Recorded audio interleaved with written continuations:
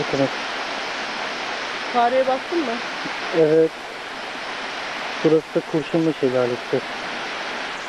Antalya'ya 20 kilometre uzaklıkta. Çok ettik Antalya'yı bugün ya. Evet. Bugün sabah 10'da çıktık.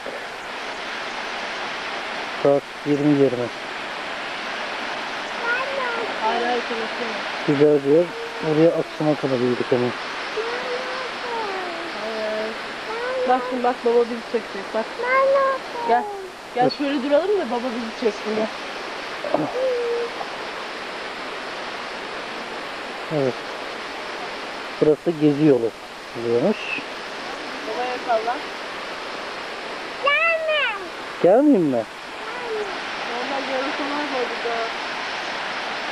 Tamam işte daha iyi.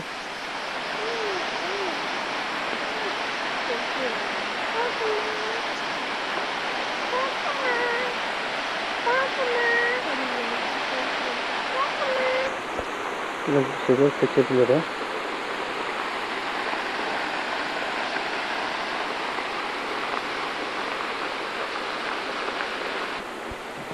Normal bazıları çıkık onların dikkat et.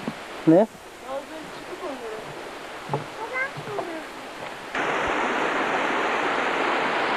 Kilis midir bu?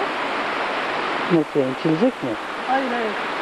Onları ne yapacağım? Herhalde yani. Şimdi pis çekme.